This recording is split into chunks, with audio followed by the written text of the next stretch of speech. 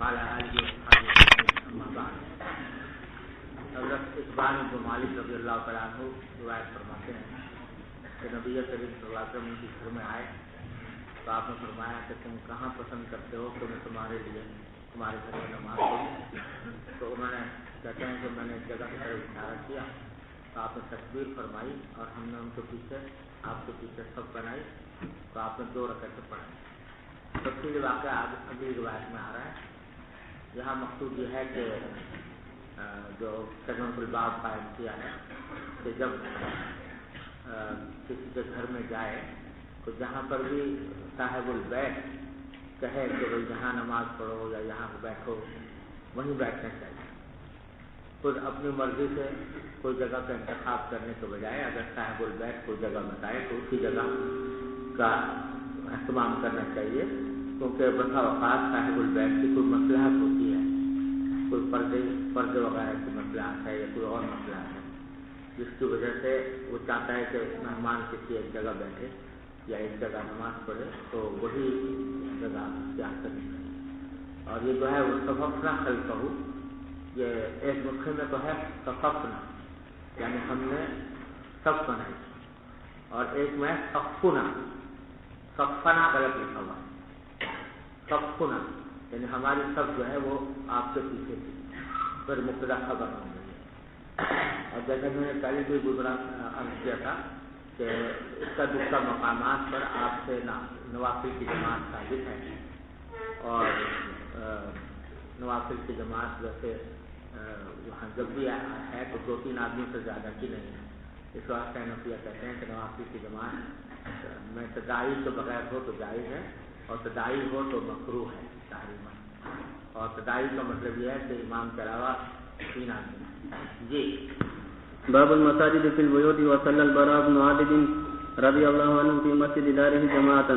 وبه قال حدثنا سعيد بن عفير قال حدثنا الليث قال حدثنا وقيل عن ابن شهاب قال أخبرني محمود بن الربيع الأنصاري أن إبان بن مالك رضي الله عنه وعنهم وهو من أصحاب رسول الله صلى الله عليه وسلم ممن شهد بدرا من الأنصار أنه أتى رسول الله صلى الله عليه وسلم فقال يا رسول الله قد أنكرت بصري وأنا أصلي لقومي فإذا كانت الأمطار صال الوادي الذي بيني وبينهم لم أستطيع أن آتي مسجدهم فأصلي بهم ووددت يا رسول الله أنك تأتيني فتصلي في بيتي فأتخذه مصلى. قال فقال له رسول الله صلى الله عليه وسلم سأفعل إن شاء الله تعالى. قال إبان فغدا علي رسول الله صلى الله عليه وسلم وأبو بكر حين ارتفع النهار فاستأذن رسول الله صلى الله عليه وسلم فأذنت له فلم يجلس حين دخل البيت. ثم قال أين تحب أن أصلي من بيتك؟ قال فأشرت له إلى ناحية من البيت فقام رسول الله صلى الله عليه وسلم فكبر فقمنا فصففنا فصلى ركعتين ثم سلم. قال وهبسناه على خبيرة صنعناها له. قال فصاب في البيت رجال من أهل الدار ذو عدد فاجتمعوا فقال قائل منهم أين مالك بن الدخيس أو قال ابن الدخن فقال بعضهم ذلك منافق لا يحب الله ورسوله. فقال رسول الله صلى الله عليه وسلم لا تقل ذاك ألا تراه قد قال لا إله إلا الله يريد بذلك وجه الله. قال الله ورسوله أعلم. قال فإن نرى وجهه ونسيته إلى المنافقين. قال رسول الله صلى الله عليه وسلم فإن الله عز وجل قد حرم على النار من قال لا إله إلا الله يبتغي بذلك وجه الله. قال ابن شهاب ثم سألت الحسين بن محمد الأنصاري وهو أحد بني سالم وهو من سراتهم عن حديث محمود بن الربيع فصدقه بذلك. یہ باب ہے کہ مساجد گھروں میں بھی بنانی چاہیے, یعنی گھر کے اندر بھی کوئی جگہ ایسی بنانی چاہیے جو نماز پڑھنے کے لیے مقرر کی گئی ہو, جہاں پر لوگ جا کر گھر والے نماز پڑھیں. اور حضرت براء بن عازب رضی اللہ تعالیٰ عنہ نے اپنے گھر کی مسجد میں جماعت سے نماز پڑھی. تو اس سے یہ معلوم ہوتا ہے کہ گھر کے اندر بھی جماعت کرنا جائز ہے, اور اگرچہ مسجد کی فضیلت حاصل نہیں ہوتی لیکن جماعت کی فضیلت حاصل ہو جاتی ہے. اور اب پھر روایت وہ جو پیچھے گزری تھی مختصر اسی کو تفصیل سے روایت کر رہے ہیں.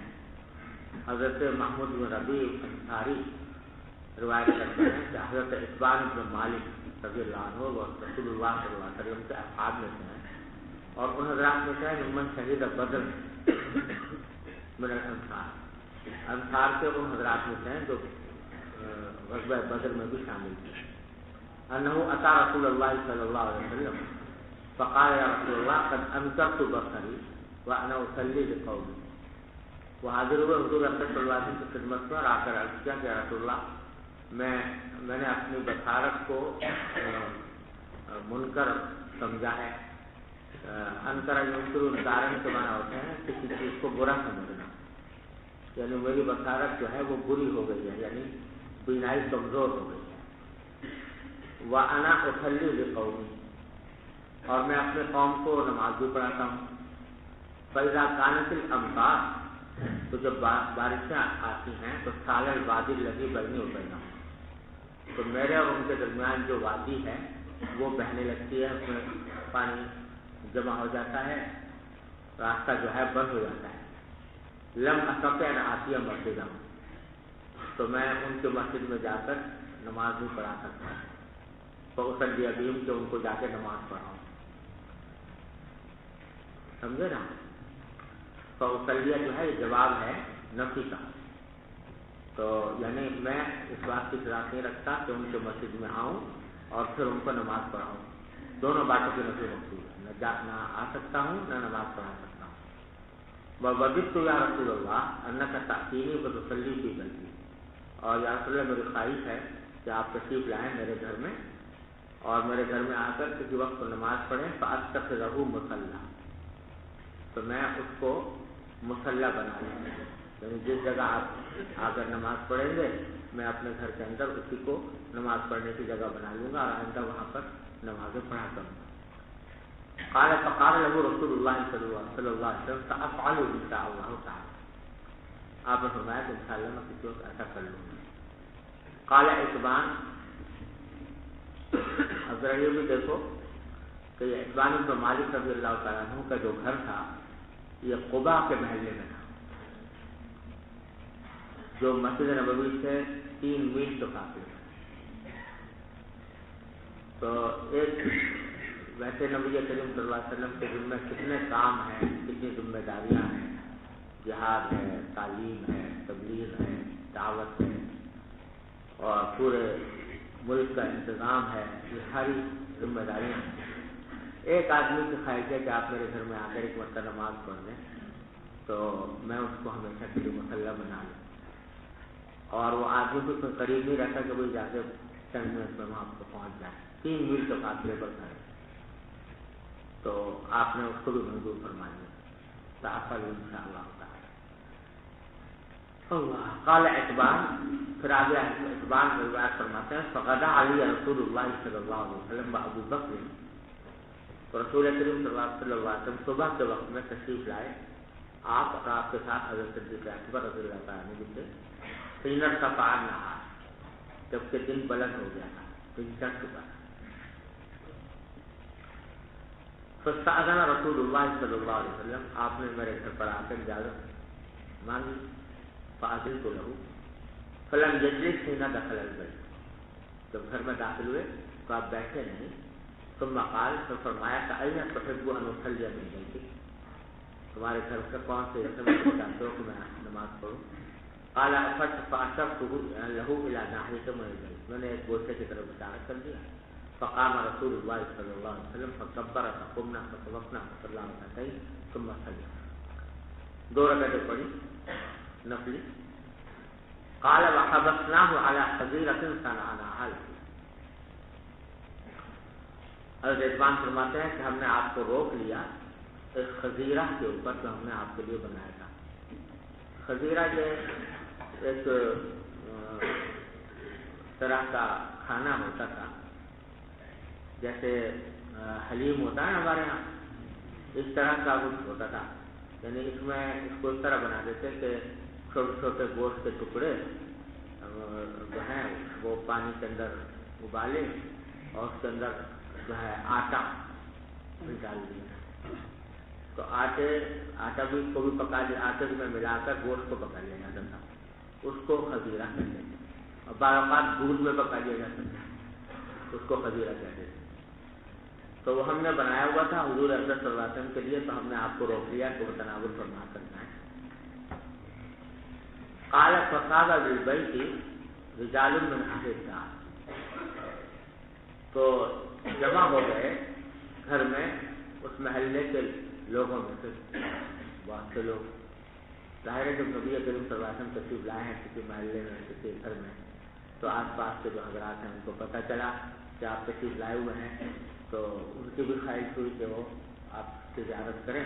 چنانچہ وہ بھی وہاں پر جمع ہو گئے. ذو عدد, اچھے خاصے عدد کے لوگ, یعنی مناسب تعداد کے لوگ. فاجتمعوا فقال قائل منهم, جمع ہو گئے تو کسی نے ایسے ہی پوچھ لیا کہ این مالک ابن الدخیش یا ابن الدخشم. راوی کو شک ہے کہ ان کا نام مالک ابن الدخشم تھا یا دخیشم تھا. تو ان کے بارے میں کسی نے پوچھ لیا وہ کہاں ہے. تو غالباً پوچھنے کا منشا یہ ہوگا کہ وہ بھی اسی محلے میں رہتے ہوں گے اور سارے محلے کے لوگ نبی کریم صلی اللہ علیہ وسلم کی زیارت کے لیے حاضر ہوئے ہیں.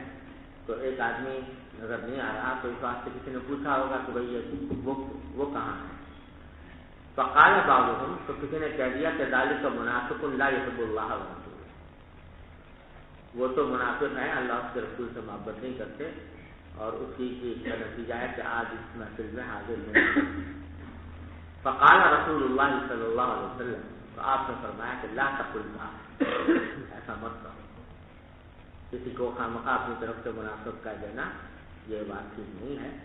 الا تراہ قد قال لا الہ الا اللہ یرید بذلک وجہ اللہ, کیا تم نہیں دیکھتے کہ انہوں نے لا الہ الا اللہ کا کلمہ پڑھا ہے, توحید سے قائل ہوئے ہیں اللہ تعالیٰ کی رضا کی خاطر. تو اس پر وہ صاحب جنہوں نے یہ کہا تھا کہ منافق ہے, نے کہا اللہ و رسول عالم, اللہ تعالیٰ اور اس کے رسول ہی بہتر جانتے ہیں.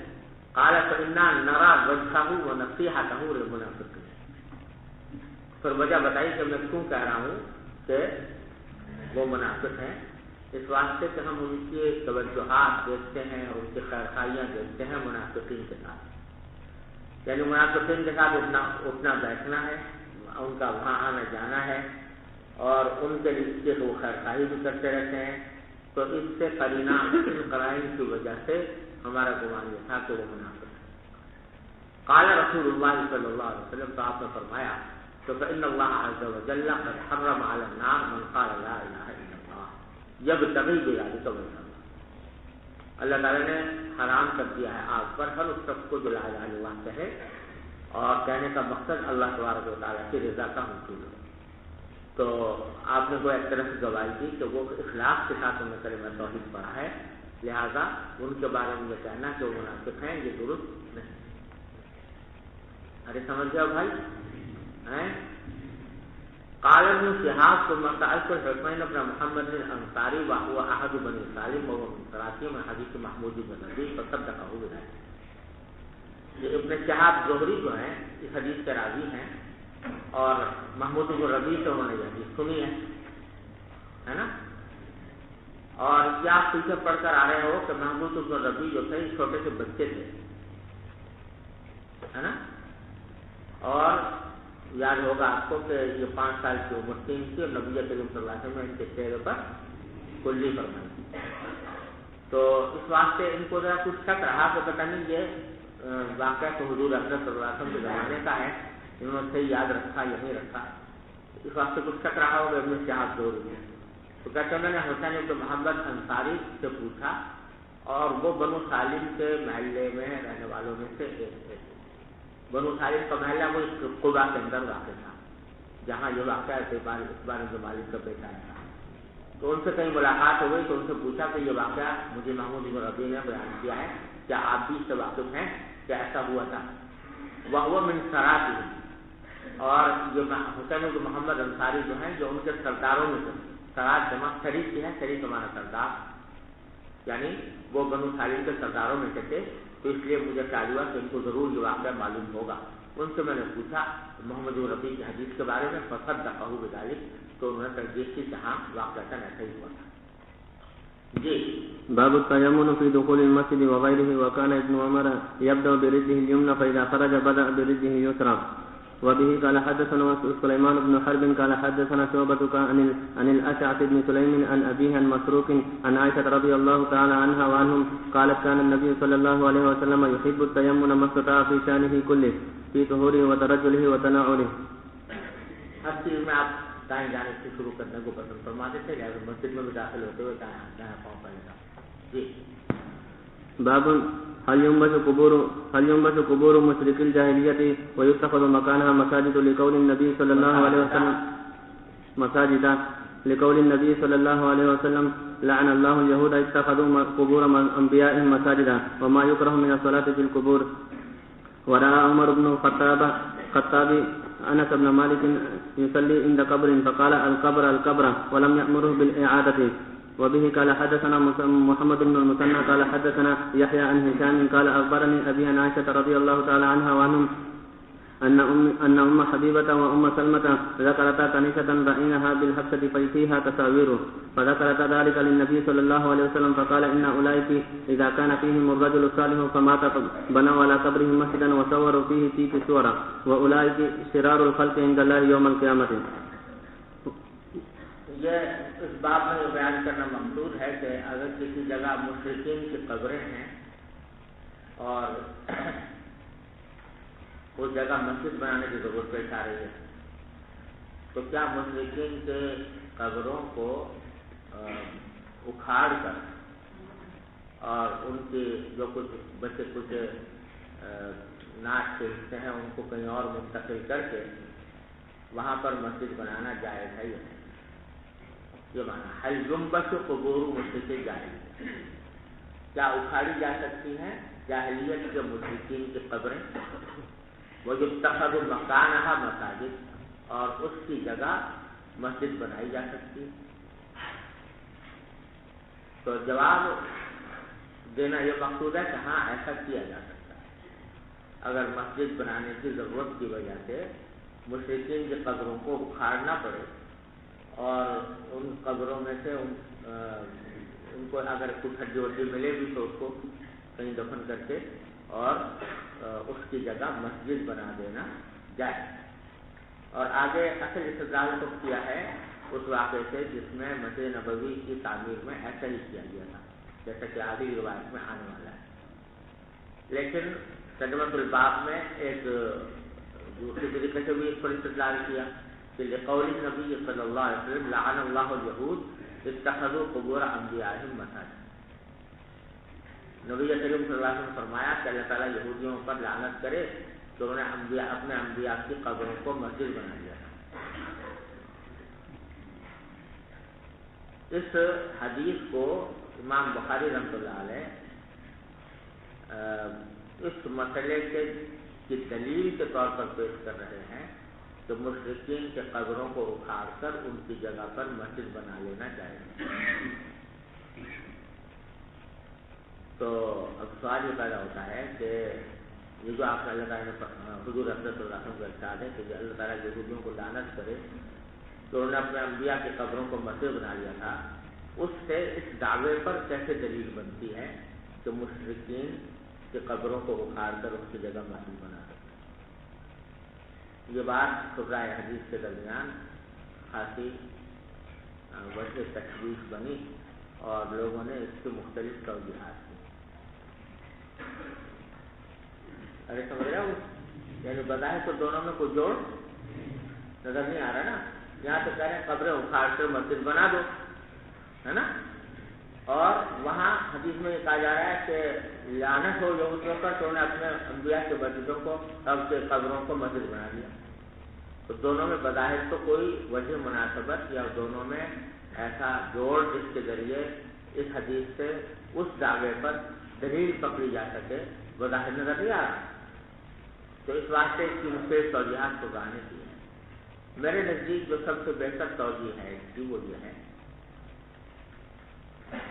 کہ امام بخاری غالباً یہ کہنا چاہتے ہیں کہ حضور اقدس صلی اللہ علیہ وسلم نے یہودیوں کے عمل پر جو نکیر ہے کہ انہوں نے اپنے انبیاء کی قبروں کو کیا بنا لیا تھا؟ مسجد بنا لیا تھا. تو اس کی دو وجہ تھی.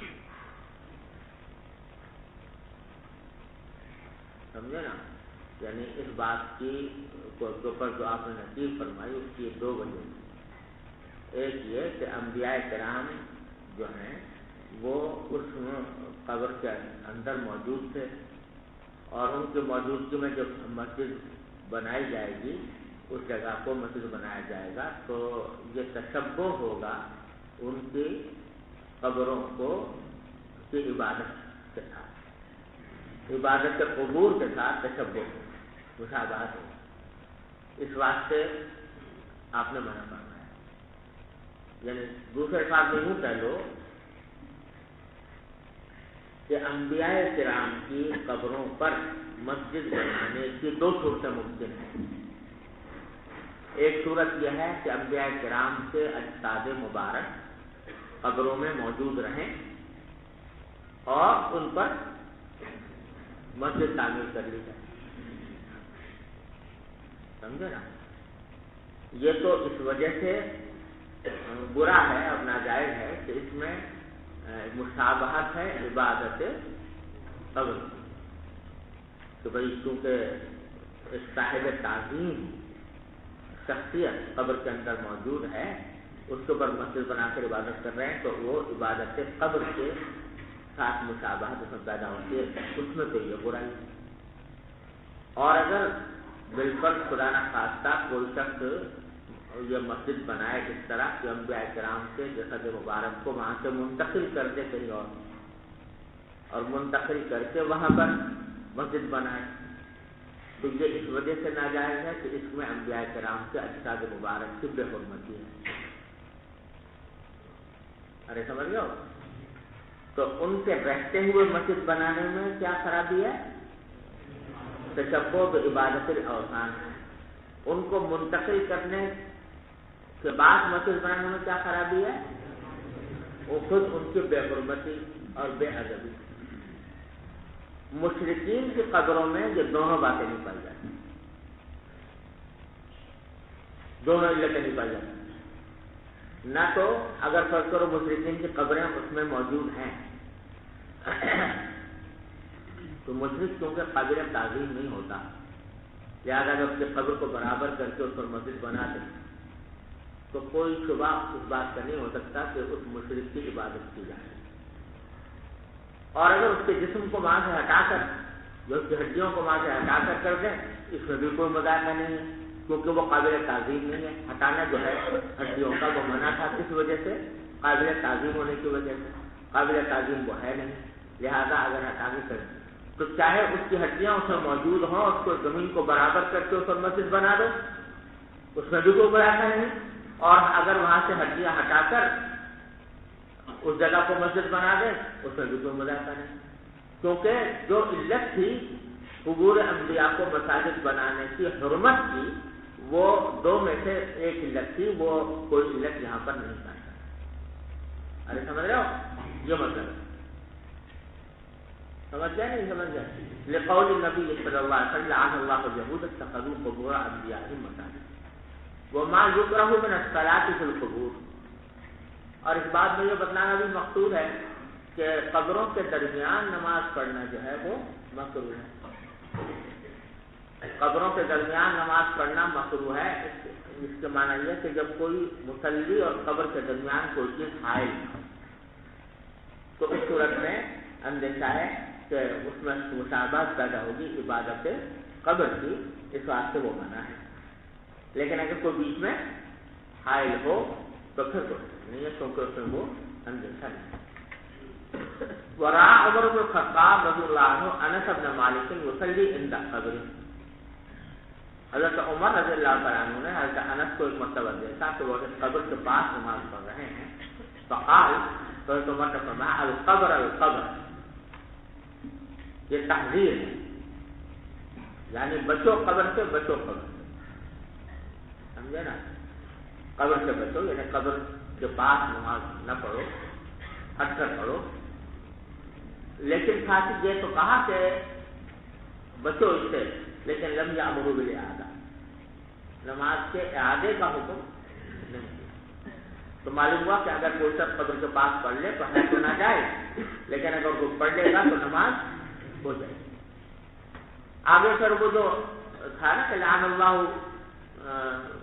الیہود والی جو روایت تعلیقاً نقل کی تھی، اس کی تفصیل یہاں پر روایت کر رہے ہیں حضرت عائشہ صدیقہ رضی اللہ تعالی عنہا کی روایت ہے ان ام حبیبۃ و ام سلمۃ رضی اللہ تعالی عنہما ذکرتا کنیسۃ رأیناها بالحبشہ. ام المومنین حضرت ام حبیبہ اور حضرت ام سلمہ رضی اللہ تعالی عنہما، یہ دونوں نبی کریم صلی اللہ علیہ وسلم کے نکاح سے پہلے یہ اپنے سابق شوہروں کے ساتھ یہ حبشہ ہجرت کر گئی. بہت سے حضرات صحابہ نے کفار کے ظلم و ستم سے تنگ آ کر حبشہ کی طرف ہجرت کی تھی نا، تو ان حضرات میں ام حبیبہ کے سابق شوہر اور ام سلمہ کے سابق شوہر بھی داخل تھے، جو ان کو اپنے ساتھ حبشہ لے گئے تھے ہجرت کرتے ہوئے. تو جب بعد میں یہ آئے تو حبشہ میں جو کچھ دیکھا تھا اس کی کچھ باتیں بیان کیا کرتی تھی. تو حضرت ام حبیبہ اور ام سلمہ دونوں نے ذکر کیا ایک کنیسہ کا، عیسائیوں کی عبادت گاہ کا، رأیناها بالحبشہ، جو انہوں نے حبشے میں دیکھی تھی، فیہا تصاویر، جس میں کچھ تصویریں تھیں. یہ کنیسہ جو ہے یہ کیسے تو ہیں، یہ لوگ کہ ہم موحد ہیں اور یہ ہیں فلانے ہیں عیسائی، لیکن ان کے کلیساؤں میں تصویریں بنی ہوتی ہیں عیسیٰ علیہ السلام کی، حضرت مریم کی وغیرہ. تو وہ تصویریں دیکھی. فذکرتا ذلک للنبی صلی اللہ علیہ وسلم، تو ان دونوں نے یعنی ام حبیبہ اور ام سلمہ رضی اللہ تعالیٰ عنہما نے نبی کریم صلی اللہ علیہ وسلم سے ذکر کیا کہ ہم نے ایک ایسا کلیسہ دیکھا تھا وہاں خبر. فقال، تو آپ نے فرمایا کہ ان اولئک، یہ لوگ جو تھے پرانے عیسائی، اذا کان فیہم الرجل الصالح، جب کوئی اس کا ان میں نیک کوئی بندہ ہوتا تھا، فماتا، اس کا انتقال ہو جاتا، اس کو بنو علی قبرہ مسجدا، تو اس کی قبر پر ایک مسجد بنا لیتے. وصوروا فیہ تلک الصور، اور اس مسجد میں اس طرح کی تصویریں بھی بناتے تھے. وَأُولَٰئِكَ شِرَارُ الْخَلْقِ عِندَ اللَّهِ يَوْمَ الْقِيَامَةِ، آپ نے فرمایا کہ اللہ تعالیٰ کے نزدیک جو بدترین مخلوق ہے جو اس طرح ان کو عبادت گاہ میں تصویریں بنائیں اور جو ہے قبروں پر مسجدیں بنائیں. جی. وبه قال حدثنا مسدد قال حدثنا عبد الوارث عن ابي التياح عن انس بن مالك رضي الله عنه وعنهم قال قدم النبي صلى الله عليه وسلم المدينة فنزل أهل المدينة في حي يقال لهم بنو عمرو بن عوف، فأقام النبي صلى الله عليه وسلم فيهم 24 ليلة، ثم أرسل إلى بني النجار فجاءوا متقلدين السيوف، فكأني أنظر إلى النبي صلى الله عليه وسلم على راحلته وأبو بكر رزقه وملأ بني النجار حوله حتى ألقى بفناء أبي أيوب، وكان يحب أن يصلي حيث أدركته الصلاة ويصلي في مرابض الغنم، وأنه أمر ببناء المسجد فأرسل إلى ملأ بني النجار فقال يا بني النجار سامنوني بحائطكم هذا، قالوا لا والله لا نطلب ثمنه إلا إلى الله عز وجل. قال أنس فكان فيه ما أقول لكم قبور المشركين وفيه خرب وفيه نخل، فأمر النبي صلى الله عليه وسلم بقبور المشركين فنبشت، ثم بالخرب فسويت وبالنخل فقطعت، فسقوا النخل قبلة المسجد وجعلوا إدارتيه الحجارة وجعلوا ينقلون الصخر وهم يرتجزون، والنبي صلى الله عليه وسلم معهم وهو يقول اللهم لا خير إلا خير الآخرة فاغفر الأنصار والمهاجرة. یہ واقعہ ہے مسجد نبوی کی تعمیر کا، جو حضرت انس رضی اللہ تعالیٰ عنہ کی روایت سے یہاں امام بخاری نے نکالا ہے. حضرت انس فرماتے ہیں کہ قدم النبی صلی اللہ علیہ وسلم المدینہ، آپ مدینہ منورہ تشریف لائے، فنزل اعلی المدینہ، تو مدینے کے بالائی حصے میں آپ جا کر اترے. بالائی حصے سے مراد یہاں قبا، فی حی یقال لهم بنو عمرو بن عوف،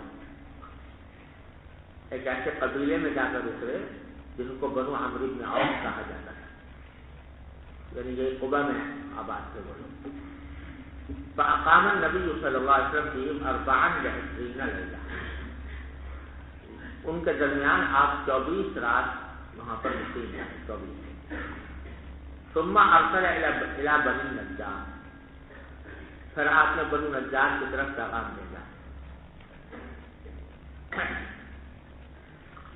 یہ بنو نجار جو تھے کہ نبی کریم صلی اللہ علیہ وسلم کے ننیال، آپ کے ننیال یہ رشتہ تھا ان بنو نجار کے قبیلے سے، تو آپ کی خواہش یہ تھی کہ بنو نجار کے قبیلے میں جا کر آباد ہوں، کیونکہ آپ کی ابتدائیت تھی وہاں پر۔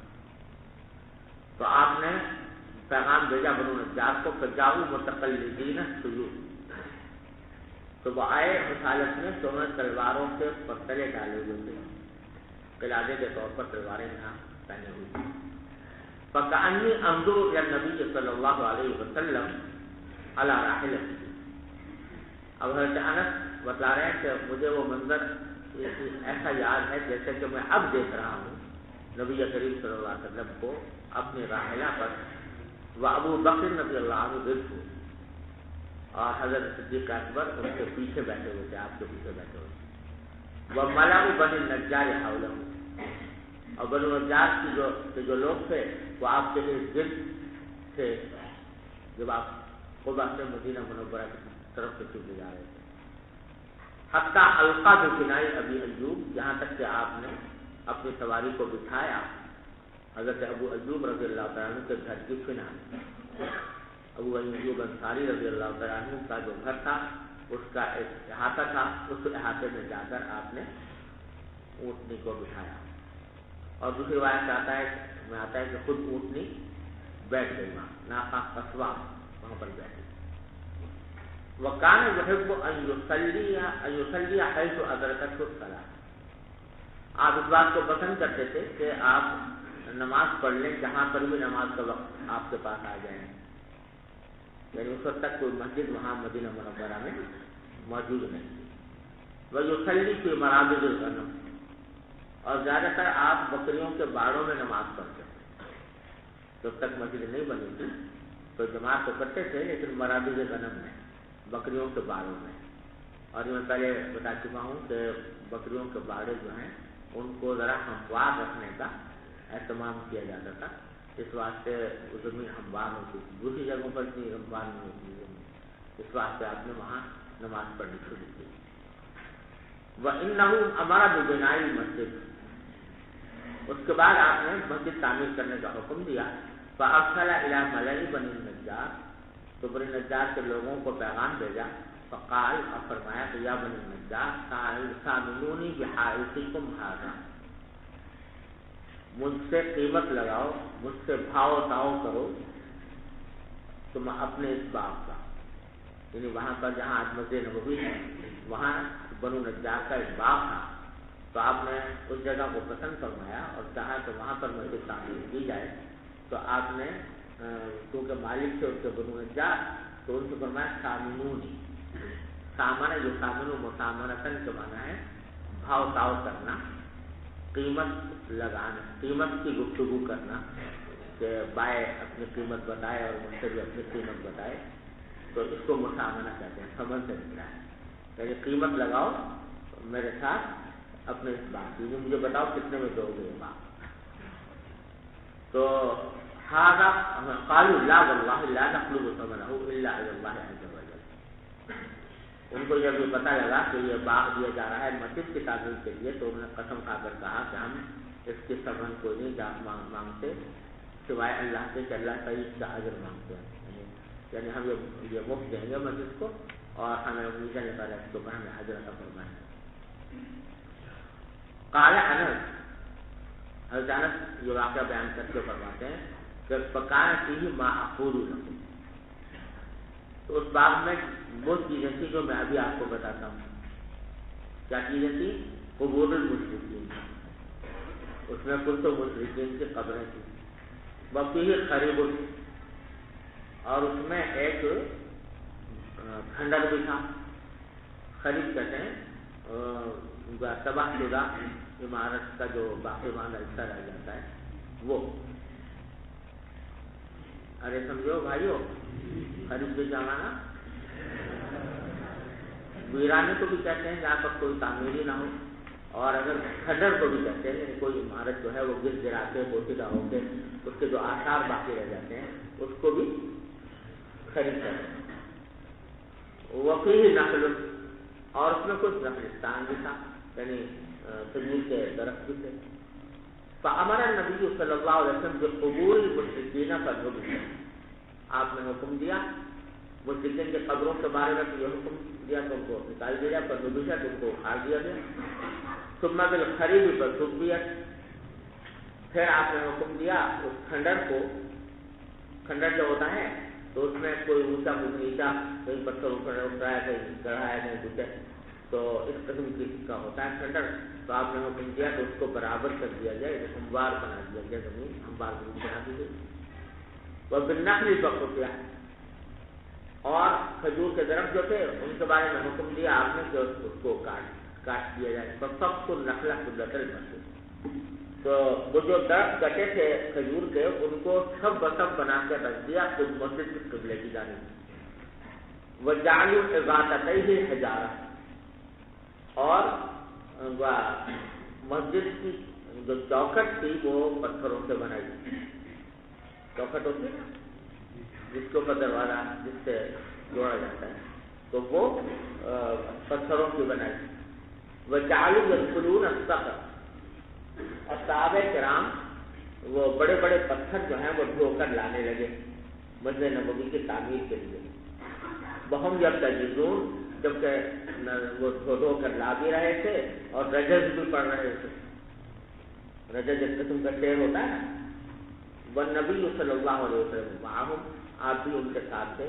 وہو یقول، اور اس وقت یہ رجز پڑھ رہے تھے کہ اللہم لا خیر الا خیر الاخرہ فاغفر الانصار والمہاجر صلی اللہ تعالی. جی بسم اللہ الرحمن الرحیم. السند المتصل محمد زاہد طالبہ ہے. چلیے بسم اللہ الرحمن الرحیم. باب الصلاۃ فی مرابض الغنم. کبھی کسی بزرگ کی قبر کے سامنے مسجد بنانا کے اس نیت سے کہ اس کے برکات حاصل ہو. تو یہ جو سورہ کاف میں قال الذین غلبوا علی امرهم لنتخذن علیہم مسجدا، تو علیہ سے مراد یہ ہے کہ اس برکات حاصل کرنے کے لیے نہیں تھا وہ، بلکہ اس لیے تھا تاکہ اس کی یادگار بن سکے، یادگار بنانے کے لیے مسجد بنائی. تو یہ عام مسلمانوں کی قبروں کا کیا حکم ہے؟ یہ حضرت عام مسلمانوں کی قبروں کا کیا اس کو بھی انڈے کی قبروں میں شامل ہے اس کا حکم؟ وہ اس کا حکم یہ ہے کہ اگر کوئی قبرستان جو ہے وہ وقف ہے قبریں مردے دفن کرنے کے لیے، اس میں تو مسجد بنانا جائز نہیں کیونکہ وقف ہی وہ قبرستان کے لیے.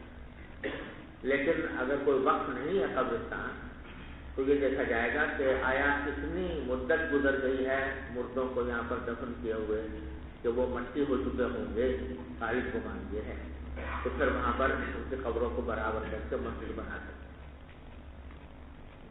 جی بسم الله الرحمن الرحيم. باب الصلاة في مرابض الغنم.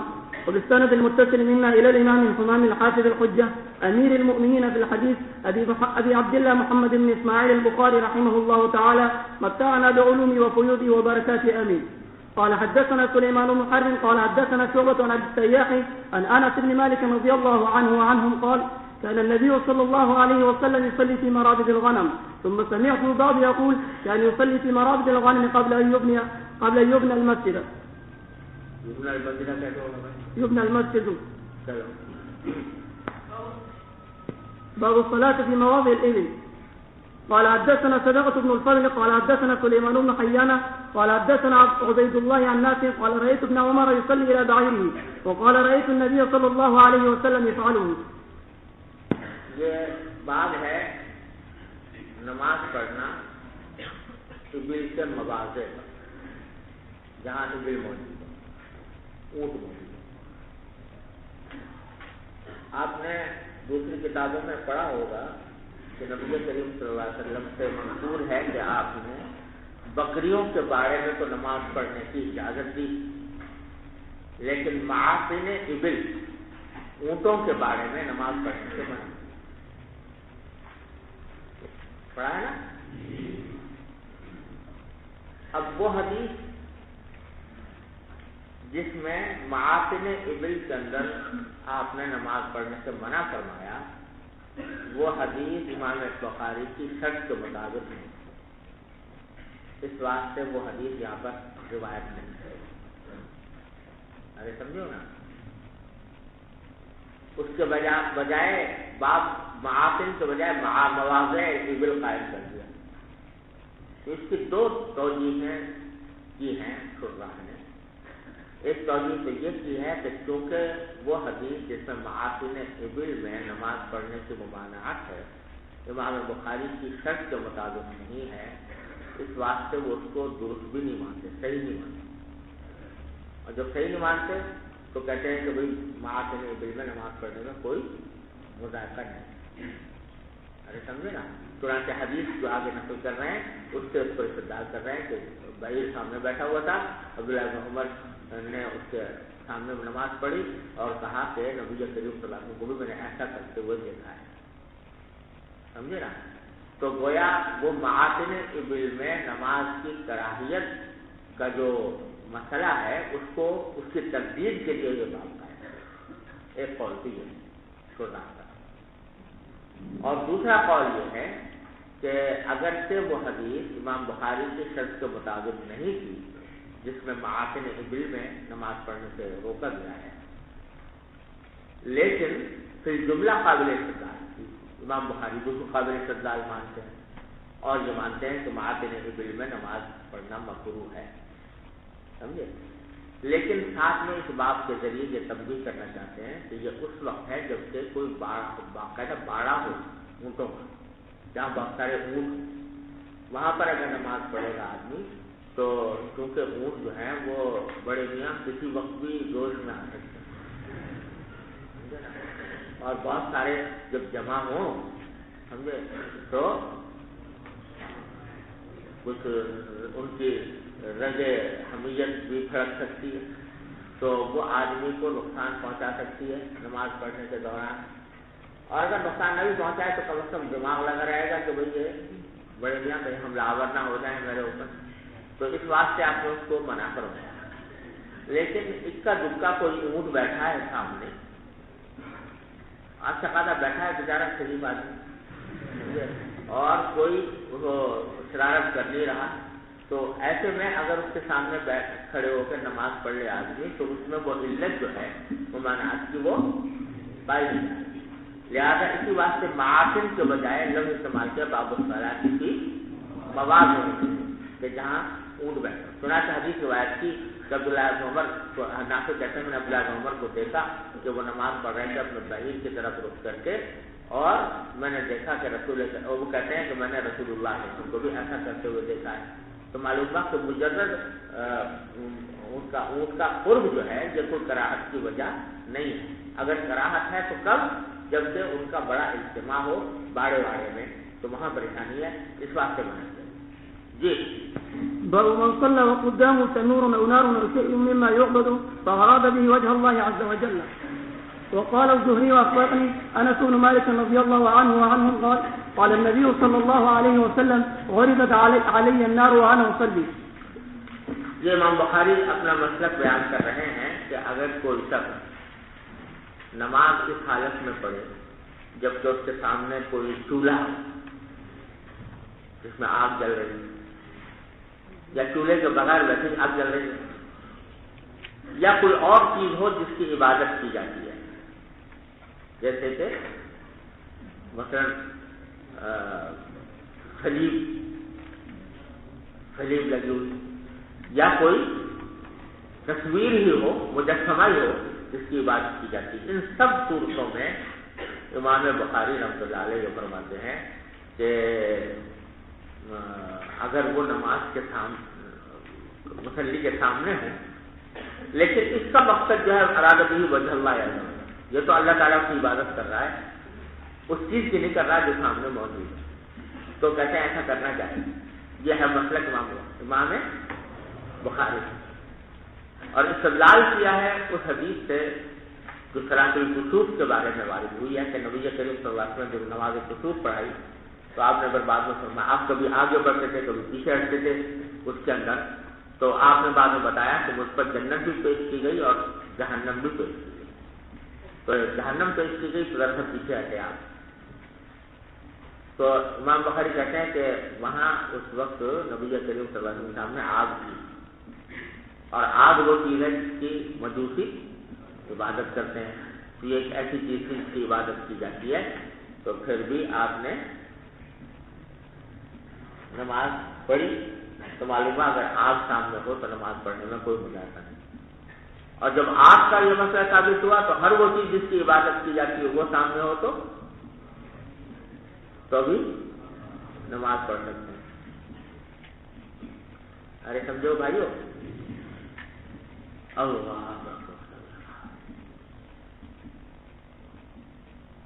اب حنفیہ کا جو مسلک ہے اس بات میں وہ یہ ہے کہ ایک تو ہے مسئلہ آگ کا، آگ کی حد تک تو معاملہ یہ ہے کہ اگر سامنے آگ جل رہی ہے اور وہاں پر آدمی نماز پڑھ لے تو کراہت تنزیہی ہے مگر جائز۔ وجہ اس کی یہ ہے کہ جو آتش پرست لوگ ہوتے ہیں نا، جو آگ کی پرستش کرتے ہیں، وہ ہر آگ کی پرستش نہیں کرتے، ان کے آگ کی پرستش کرنے کا خاص مواقع ہوتے ہیں، خاص آتش پیدا ہوتا ہے، اس کے اندر جاتے ہیں، وہاں عبادت کرتے ہیں۔ اپنے گھر میں اگر آگ جل رہی تو اس کی عبادت کرتے ہیں، سمجھے؟ نیز ان کے ہاں آگ کو سجدہ کرنے کا تصور نہیں، ان کی عبادت کا طریقہ کچھ اور ہے، لہذا اس میں مشابہت پوری نہیں ہوتی، البتہ شبہ ہو جاتا ہے کہ شاید آدمی کہیں آپ کی عبادت تو نہیں کر رہا، اس شبے کی وجہ سے اس کو زیادہ سے زیادہ کیا کہیں گے؟ مکروہ ہے تنزیہ۔ لیکن اور چیزیں جن کی عبادت دوسرے کفار کرتے ہیں براہ راست، صلیب ہے مثلا، یا مجسمے ہیں، بت ہیں، تو ان کے آگے سجدے کرتے ہیں یہ لوگ براہ راست، تو ان کے سامنے موجود ہونے کی صورت میں مشابہت جو ہے وہ عباد اصنام کے ساتھ بہت زیادہ واضح ہے۔ اس واسطے ایسی نماز پڑھنا مکروہ ہے، تحریمی ہے، ناجائز ہے، اور جو ہے بعض فقہا نے اس کو واجب الاعادہ بھی قرار دیا۔ جہاں تک اس استدلال کا تعلق ہے جو امام بخاری نے کیا وہ بڑا بعید اور دور اندار استدلال ہے۔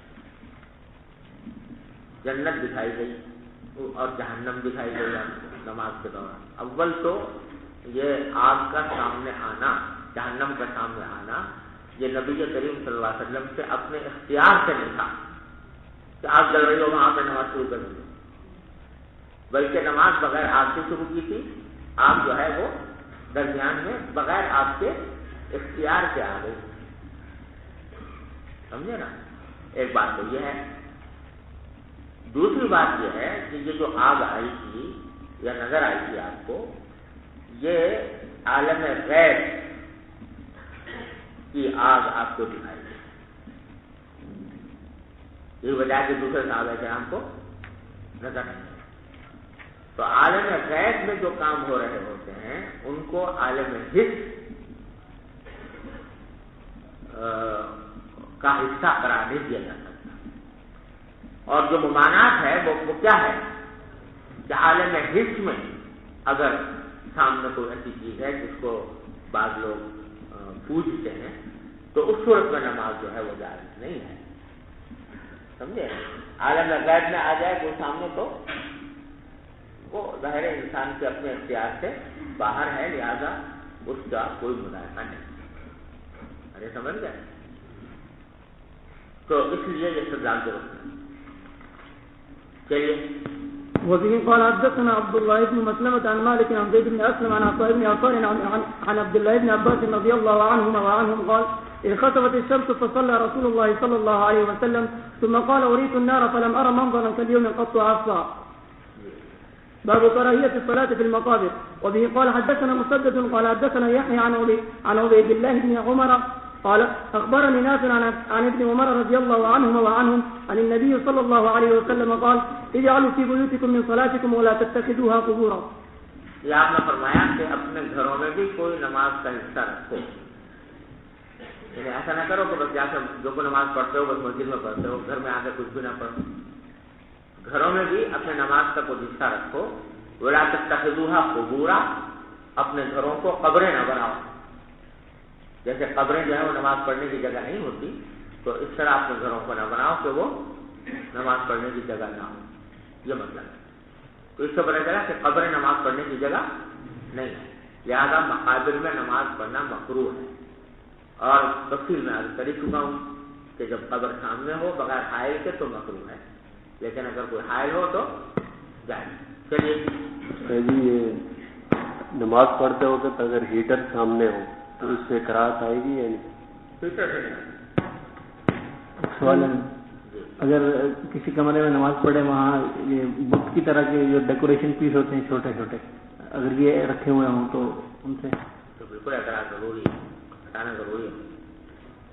واجب الادا ہوگی یا نہیں؟ جی، نماز پڑھی ہوئی واجب الادا ہوگی یا نہیں؟ یعنی احتیاط اسی میں ہے. ویسے بظاہر جو اصول ہے حنفیہ کا وہ یہ ہے کہ صلب صلاۃ میں قرأت ہو تو واجب الادا ہوتی ہے اور نماز کے افعال، لیکن باہر بیرونی کوئی وجہ ہو قرأت کی تو واجب الادا نہیں ہوتی. تو لیکن اس کے باوجود بعض فقہا نے اس خاص جزئیے کے بارے میں کہا ہے کہ واجب الادا ہے، اس لیے احتیاط یہ ہے کہ واجب الادا کرتے ہیں. گائے کا حکم جو ہے یہ متعلق ہوگا سلیپ کے ساتھ یا ایبل یا غنم کے ساتھ؟ جی حضرت، گائے کا حکم ہاں ایبل یا غنم کے ساتھ متعلق ہوگا یا پھر سلیپ کے ساتھ؟ ارے یار گائے تو بیچارہ ایسی مسکین جانور ہے. اس کی تو عبادت کی جاتی ہے، ہندو تو اس کی عبادت کرتے ہیں. زور سے بولو. ہندو تو اس کی عبادت کرتے ہیں گائے کی. ہاں عبادت کرتے ہیں، لیکن وہ ہر گائے کی ہر وقت نہیں کرتے نا، تو اس واسطے وہ سامنے ہو تو کوئی مطلب. چلیے مسئلہ ہندو تو کوئی چیز دنیا میں چھوٹی نہیں جس کی عبادت نہ کرتا ہوں.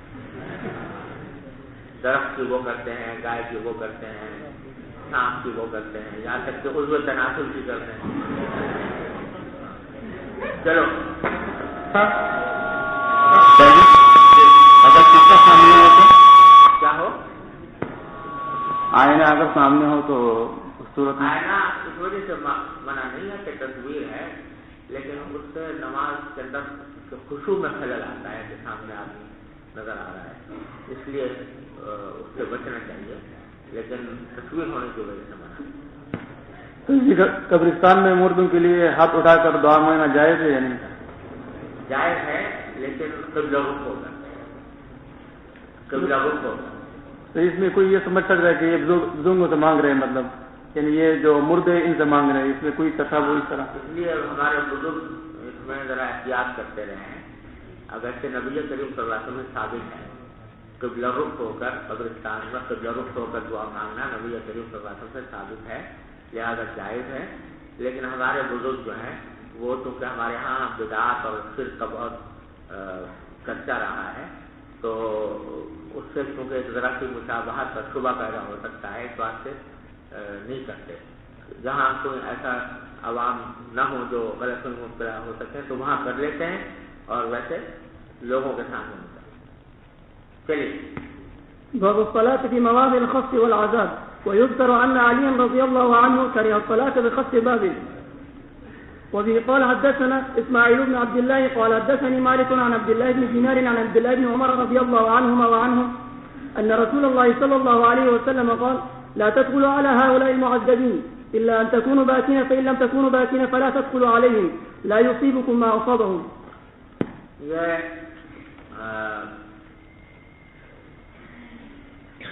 بتلانا چاہتے ہیں کہ جن مواقع پر کہیں زلزلہ آیا ہے اور عذاب نازل ہوا ہے اللہ تعالیٰ کا، تو وہاں پر نماز پڑھنا جو ہے اس کا کیا حکم ہے. تو پہلے تو حضرت علی رضی اللہ عنہ کا ایک اثر نقل کیا ہے کہ علی نے مکروہ سمجھا بابل کے دھنسے ہوئے علاقے میں نماز پڑھ. یہ بابل جو ہے عراق کا وہ علاقہ ہے جہاں پر حضرت ابراہیم علیہ السلام پیدا ہوئے تھے اور جہاں نمرود کا دارالحکومت تھا. تو بعد میں وہ عذاب سے وہ تباہ ہوا. تو حضرت علی رضی اللہ تعالیٰ نے جب عراق جو تشریف لے گئے تو وہاں بابل کے ان دھنسے ہوئے علاقے میں جب تشریف لے گئے تو آپ نے وہاں نماز پڑھنا پسند نہیں کیا کیونکہ مواضع عذاب ہے، موضع عذاب.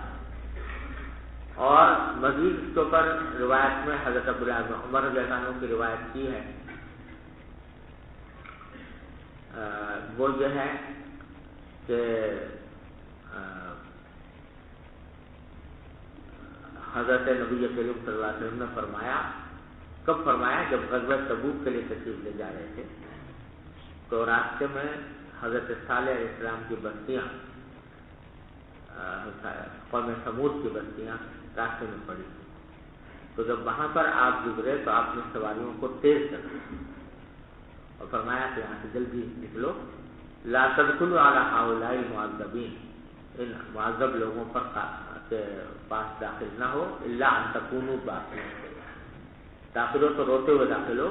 فَإِن تکونوا باقین فلا تدخلوا علیہ، اگر روتے ہوئے نہیں جا رہے ہو تو پھر نہ جاؤ. لا یصیبکم ما اصابہم، ایسا نہ ہو کہ جو عذاب ان کو آیا تھا وہ تم کو بھی اس کا کوئی زہریلے اثرات پہنچ جائے. تو آپ نے وہاں ٹکنے سے منع فرمایا، رکنے سے منع فرمایا، سواری کو تیز کر دیا، جس سے معلوم ہوا کہ وہاں پر نماز پڑھنے کے لیے رکنے کی بھی ضرورت نہیں، نکل گیا اور نماز پڑھنا ہو تو آ گیا.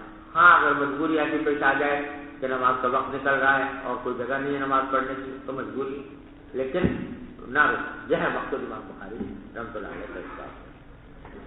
اور حنفیہ کا کہنا یہ ہے کہ ویسے تو وہاں قصد کر کے جانا اور قصد کر کے اس سے جو ہے اس میں وہاں پر ٹھہرنا یہ ہے جس کی ممانعت کی گئی، بلکہ تیز نکل جائے وہاں. لیکن اگر کوئی سب پہنچ گیا ہے کسی وجہ سے اور نماز پڑھ لے وہاں پر تو اس میں کوئی مذائقہ نہیں ہے، کیونکہ بے شک موضع عذاب ہے لیکن اس موضع عذاب میں اللہ تعالیٰ کی طرف رجوع کرے کوئی بندہ تو اللہ تعالیٰ کی طرف رجوع کرنا یہ اس کے موضع عذاب کے ہونے سے منافی نہیں. جی جی یعنی یہ حکم جو ابھی بیان فرمایا گیا تو یہ جو ابھی اگر مانسیرے میں یا بالاکوٹ وغیرہ میں زلزلے آئے تو یہ بھی اس میں شمار ہوں گے؟ بھائی یہ تو کچھ کہا نہیں جا سکتا. اللہ تبارک و تعالیٰ یہ جو واقعات پیش آتے رہتے ہیں اس میں دونوں احتمال ہوتے ہیں. یہ بھی احتمال ہے کہ یہ ایک طبعی واقعہ ہو، یہ بھی احتمال ہے کہ لگتا ہے کوئی عذاب ہو. یہ ان جگہوں کی بات ہو رہی ہے جہاں سے عذاب ہونا جس کا منصوص ہے، ثابت ہے، محسوس ہے. جی ابھی آپ نے بتایا کہ قبروں کی جگہ مسجد اگر وہ یعنی اتنی پوسیدہ ہو گئی ہوں کہ یہاں مٹی بن گئی ہوں تو اس کے لیے کوئی مدت ہے کہ کتنے دنوں کے بعد ہو؟ یہ مدت جو ہے یہ مختلف علاقوں میں مختلف ہوتی ہے. تجربہ کار لوگوں کو اندازہ ہوتا ہے. بعض جگہوں پر مردے کی لاشیں جو ہیں جلدی مٹی بن جاتی ہیں، بعد میں زیادہ وقت لگتا ہے. سرد علاقے ہیں نا مثلا تو وہاں زیادہ دیر تک دیر لگتی ہے مٹی بننے میں، گرم علاقوں میں کم دیر لگتی ہے. تو یہ علاقے کے تجربہ کار لوگوں کو اندازہ ہوتا ہے کہ آیا اس وقت مٹی بن تو نہ ہو گئی. جی وہ قبریں جس کو لوگوں نے سجدگاہ بنایا ہو اس کا سجدگاہ جی قبریں جی اس کا مٹانا جائز ہے یا نہیں؟ مٹانا جی مٹانا تو نہیں، لیکن اس کو چھوٹا کرنا کہ جو 42 کے برابر آ جائیں یہ جائز. چلیے باب الصلاة في البيعة. وقال عمر رضي الله عنه إنا لا ندخل كنائسكم من أجل التماثيل التي فيها الصور، وكان ابن عباس يصلي في البيعة إلا بيعة فيها تماثيل. وبه قال جو ہے نا یہ بعض اوقات نصارہ کی عبادت گاہ کو کہتے ہیں، بعض اوقات یہودیوں کی عبادت گاہ کو کہتے ہیں. تو اس میں حضرت عمر کا قول نقل کیا ہے کہ آپ نے حضرت نصارہ سے خطاب کرتے ہوئے فرمایا کہ انا لا ندخل کنائسکم، ہم لوگ تمہارے کلیساؤں میں داخل نہیں ہوتے من اجل تماثیل التی فیہا الصور، ان مجسموں کی وجہ سے جن کے اندر سے تصویریں ہیں، تو ہم اس وجہ سے نہیں جاتے، جس کے معنی یہ ہوئے کہ اگر وہ تصویریں نہ ہوں تو نماز پڑھنے میں کوئی مذاق نہیں۔ ارے سمجھو، تو کلھا مسجدن کے عموم میں وہ بھی داخل ہے، سمجھ گئے؟ اور آج کل تو ماشاءاللہ مغربی ملکوں میں، یورپ میں، امریکہ میں مسلمان جو ہیں جس میں کلیسا ہیں وہ رفتہ رفتہ سب خرید کے مسجدوں میں تبدیل کر رہے ہیں، تو وہ ان کے یہاں کلیساؤں کو بیچنا جائز، ہمارے یہاں مساجد کو بیچنا جائز نہیں، ان کے یہاں کلیساؤں کو بیچنا جائز ہے۔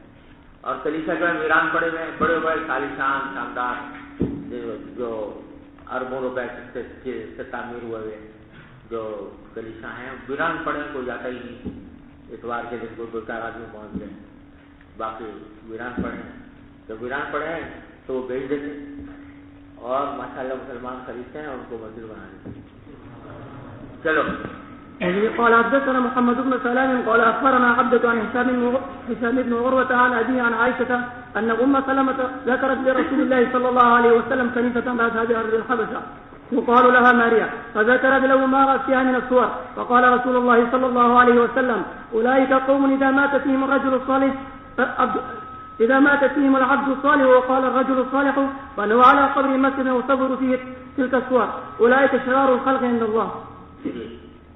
باب حدثنا أبي قال حدثنا أبو اليمان قال أخبرنا سعيد عن الزهري قال أخبرني عبيد الله بن عمر عبد الله بن عتبة أن عائشة عبد الله بن عباس رضي الله عنهما وعنهم قال لما نزل برسول الله صلى الله عليه وسلم فسق يقرأ خميسة له على وجهه، فإذا اغتم بها فكشفها عن وجهه، فقال وهو كذلك لعنة الله على اليهود والنصارى اتخذوا قبور أنبيائهم مساجد يحذر ما صنعوا.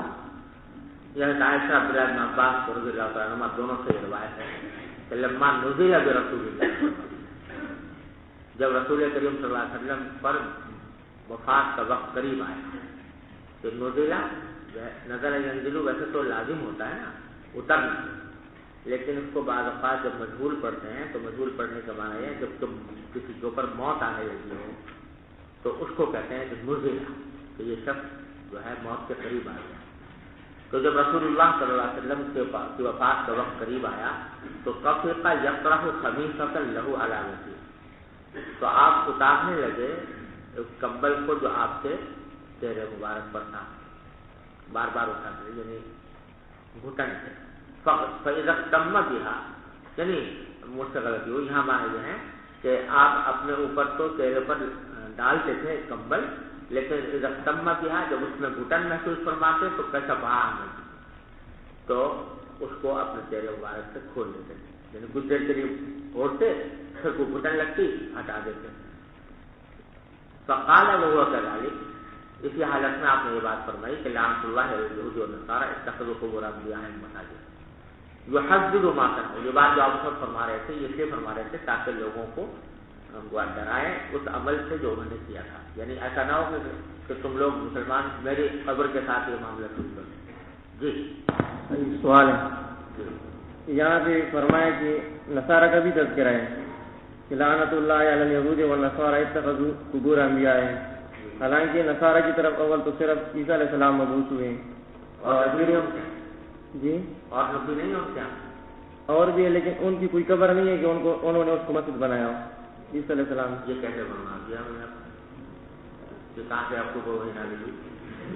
لعنت اللہ علی الیہود والنصارى اتخذوا قبور انبیائهم، دونوں ہی کہا ہے، مگر جو آپ کہہ رہے ہیں کہ انہوں نے کسی نبی کی قبر کو مسجد نہیں بنایا، یہ کیسے کہہ دیا آپ نے؟ یہ کہیں سے آپ کو اس طرح ملی اس بات کی؟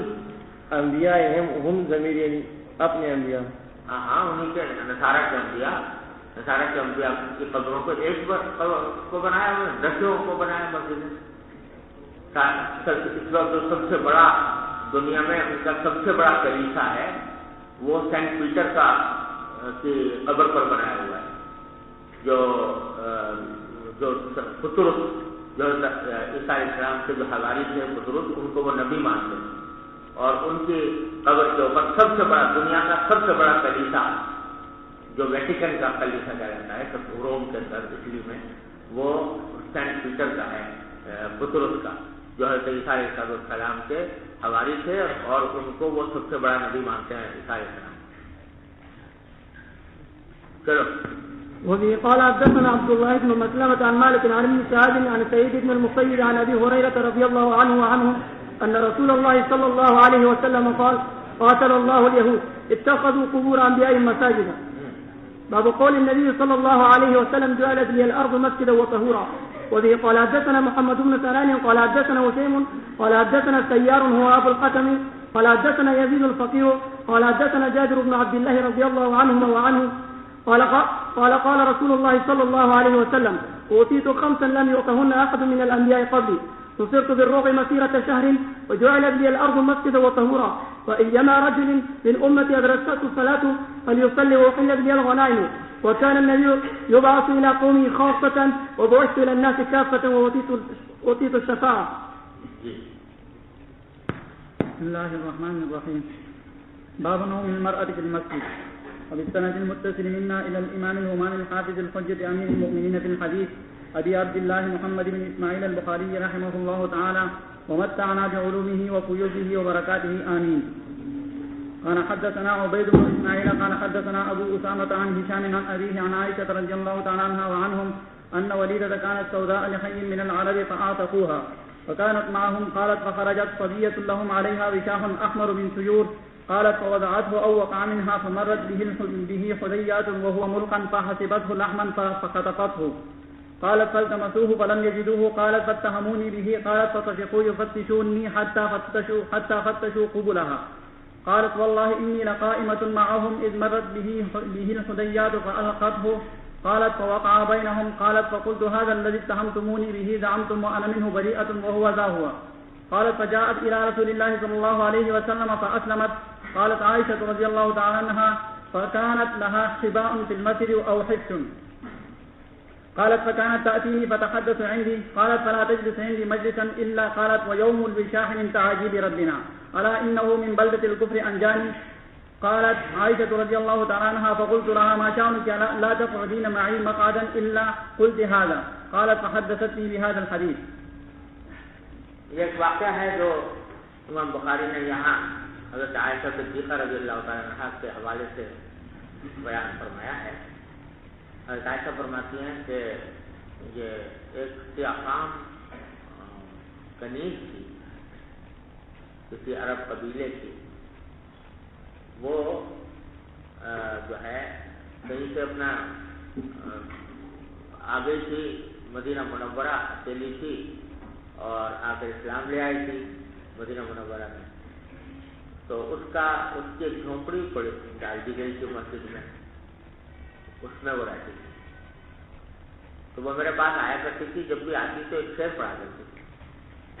شعر جو پڑھتی تھی کہ وَيَوْمَ الْوِشَاحِ مِنْ تَعَاجِيبِ رَبِّنَا أَلَا إِنَّهَا مِنْ بَلْدَةِ الْكُفْرِ أَنْجَانِ.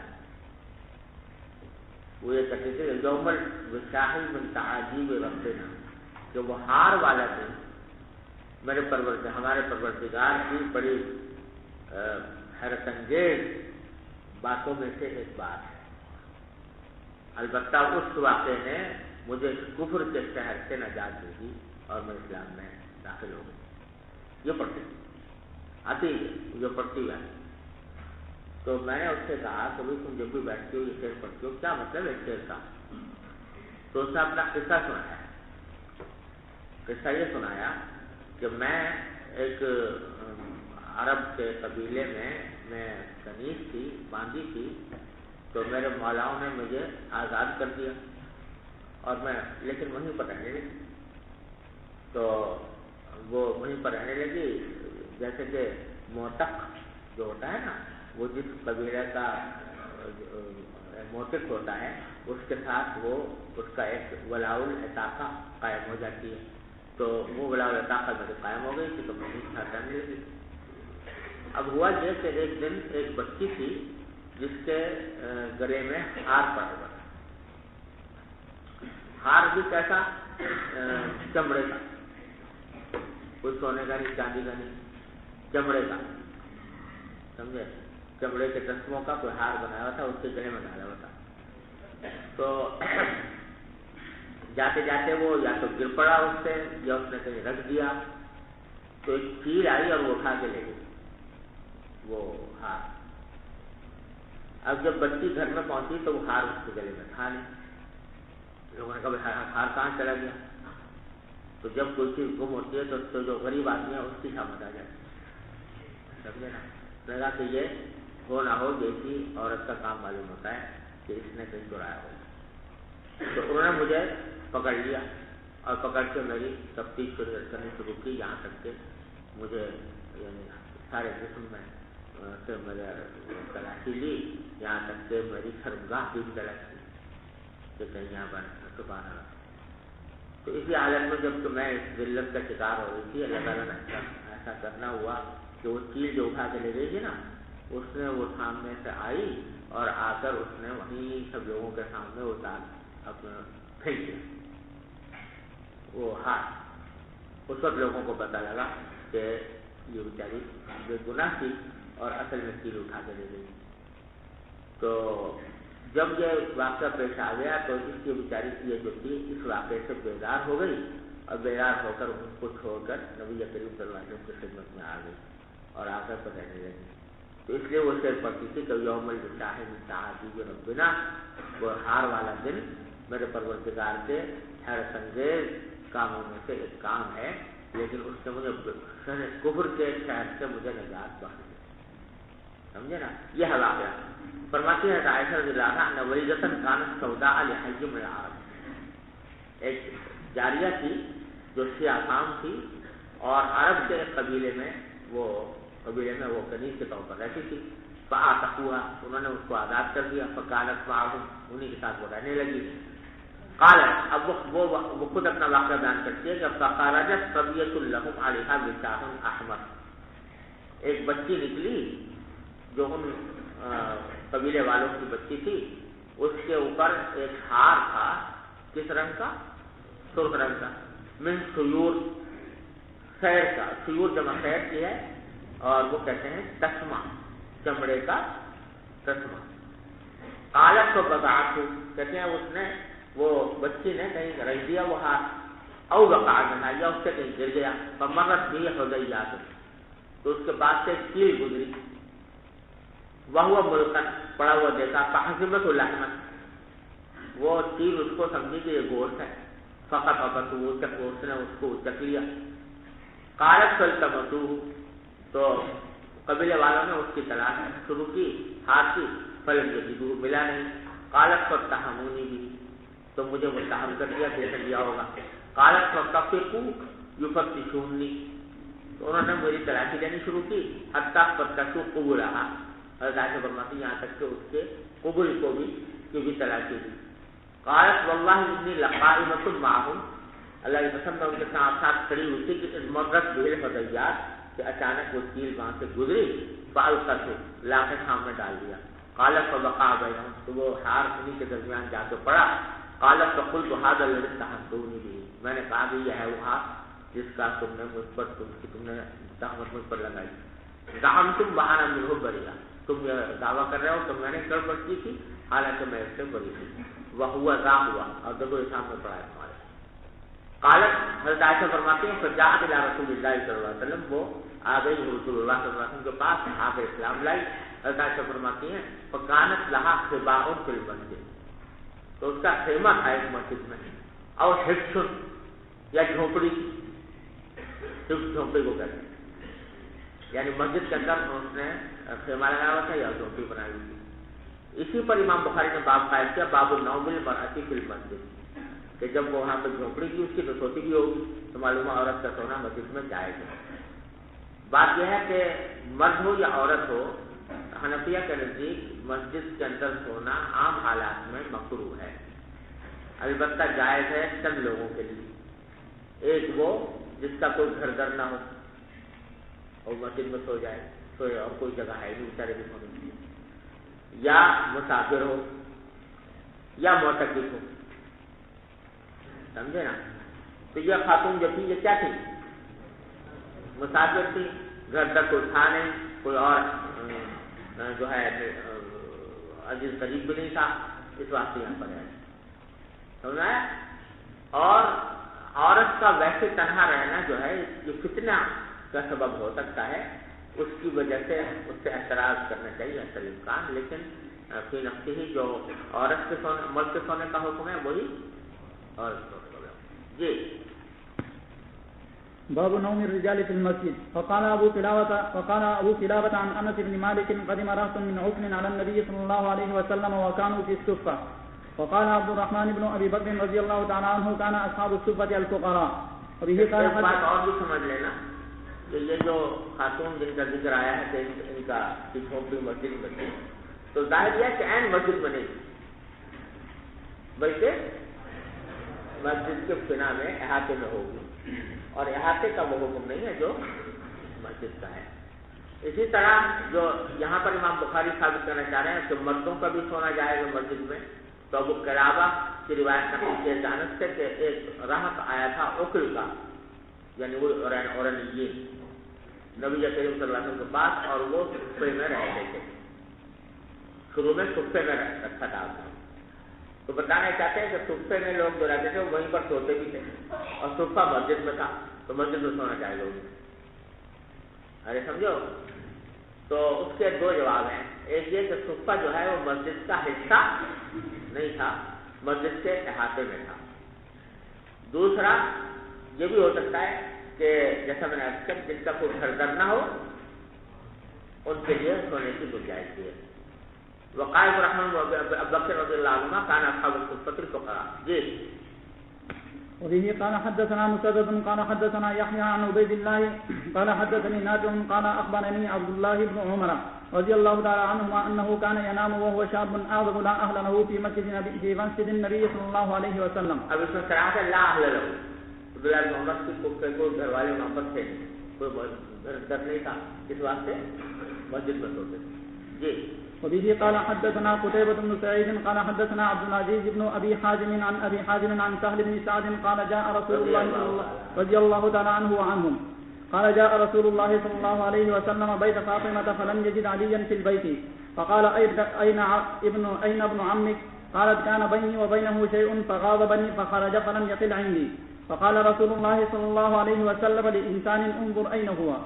فجاء فقال يا رسول الله هو في المسجد راقد. فجاء رسول الله صلى الله عليه وسلم وهو مضطجع قد سقط رداؤه عن شقه وأصابه تراب. فجعل رسول الله صلى الله عليه وسلم يمسحه عنه ويقول قم أبا تراب قم أبا تراب. حضرت صالح بن سعد رضی اللہ عنہ فرماتے ہیں کہ رسول کریم صلی اللہ علیہ وسلم ایک مرتبہ فاطمہ کے گھر میں تشریف لائے, تو وہاں حضرت علی کو نہیں پایا گھر میں, تو آپ نے فرمایا کہ أين ابن عمك؟ حضرت فاطمہ سے پوچھا کہاں ہے بھائی ہمارے چچا کے بیٹے؟ اصل میں چچا کے بیٹے تو حضور کے تھے, لیکن جیسا میں نے پہلے بھی ایک مرتبہ آ چکا ہے کہ بعض اوقات مجازن کہہ دیتے ہیں تمہارے والد کے چچا کے بیٹے کو بھی کہہ دیتے ہیں کہ یہ تمہارا چچا کا بیٹا ہے. تو حضرت فاطمہ نے فرمایا کانا بینی و بینہ شیء, کہ میرے اور ان کے درمیان کچھ کھٹپٹ ہو گئی. فغاضبنی, تو وہ مجھ سے غصے ہو گئے, ناراض ہو گئے. فخرج, باہر چلے گئے. فلم یقل عندی, تو میرے پاس قیلولہ نہیں کیا. قال یقیلو سے ہے بھائی, یقل نہیں ہے. فلم یقل عندی یعنی میرے پاس انہوں نے قیلولہ نہیں کیا, غصے سے ہمارے باہر چلے گئے. فقال رسول اللہ صلی اللہ علیہ وسلم انسان, کسی شخص سے آپ نے فرمایا انظر أين هو, بھائی ذرا دیکھو کہاں ہے. فجاء فقال یا رسول اللہ هو في المسجد راقد, اس نے آ کر کہا کہ وہ تو مسجد میں سو ہے. فجاء رسول اللہ صلی اللہ علیہ وسلم وهو مضطجع, آپ تشریف لائے, دیکھا کہ لیٹے ہوئے تھے. قد سقط رداؤه عن شقه, تو سونے کی حالت میں ان کی چادر تھی وہ ان کی کروٹ سے ہٹ گئی تھی, اور جب باہر چادر ہٹ گئی تو مٹی اٹھتی لگ گئی ہوگی جسم پر. وأصابه تراب فجعل رسول اللہ صلی اللہ علیہ وسلم یمسح ہوا ہے, تو آپ اپنے دست مبارک سے مٹی ہٹانے لگے اور فرمانے لگے قم ابا تراب قم ابا تراب, مٹی والے اٹھو مٹی والے اٹھو. تو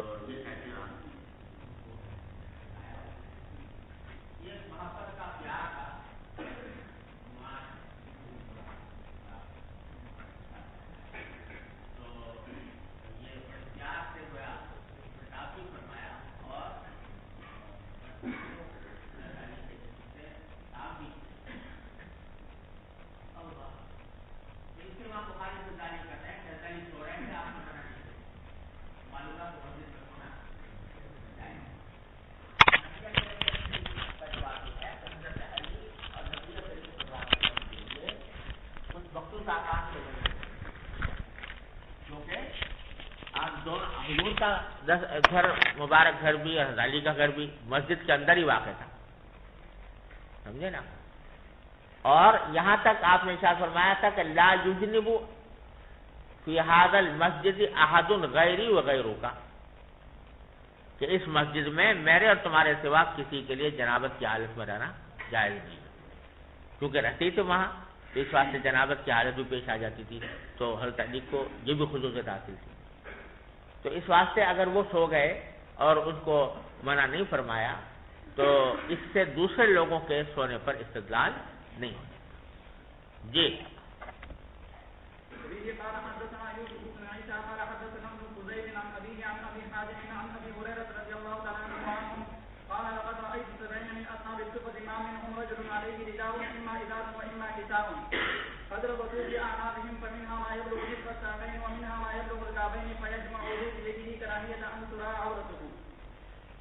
رضی اللہ تعالیٰ عنہ اجمعین. اب یہاں لانے کا مقصد صرف یہ ہے کہ اصحاب صفہ تھے، صفے میں رہتے تھے، مسجد کا حصہ تھا، وہیں سوتے تھے، لہذا ان سے مسجد میں سونے پر استدلال کر رہے ہیں امام بخاری. جواب پہلے عرض کر چکا ہوں. جی وقال كعب بن مالك رضي الله تعالى عنه كان النبي صلى الله عليه وسلم اذا قدم من سفر بدا بالمسجد فصلى فيه. وبه قال حدثنا خلاد بن يحيى قال حدثنا حسان قال حدثنا محارب بن سكان عن جابر بن عبد الله رضي الله تعالى عنه وعنه قال اتيت النبي صلى الله عليه وسلم وهو في المسجد قال مسعر اراه قال ابراهيم فقال صلي ركعتين وكان عليه ليل فقضاني وزادني. یہ ترجمۃ الباب میں تو رسول کریم صلی اللہ علیہ وسلم کا یہ معمول نقل کیا ہے کہ جب آپ سفر سے تشریف لاتے تو گھر جانے سے پہلے مسجد جاتے اور 2 رکعت پڑھ کے پھر گھر تشریف لے جاتے.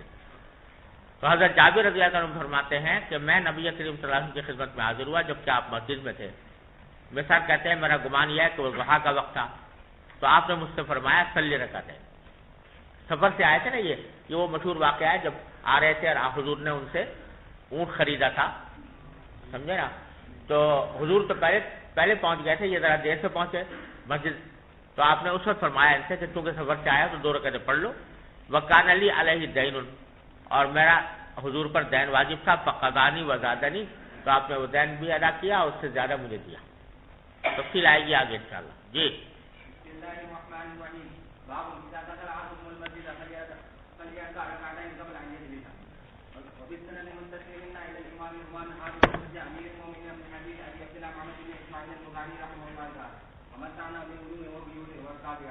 قال حدثنا عبد الله بن يوسف قال اخبرنا مالك عن عمرو بن عبد الله بن الزبير عن عمرو بن سليمان الزرقي عن ابي قتاده السلمي رضي الله تعالى عنه ان رسول الله صلى الله عليه وسلم قال اذا دخل احدكم المسجد فليركع ركعتين قبل ان يجلس.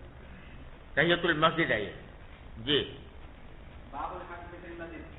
وبه قال حدثنا عبد الله بن يوسف قال اخبرنا مالك عن ابي الزناد عن العارجه عن ابي هريره رضي الله تعالى عنه ان رسول الله صلى الله عليه وسلم قال اذا ان الملائكه تصلي على احدكم ما دام في مصلاه الذي صلى فيه مع النبي تقول اللهم اغفر له اللهم ارحمه. جی باب بنيان المسجد.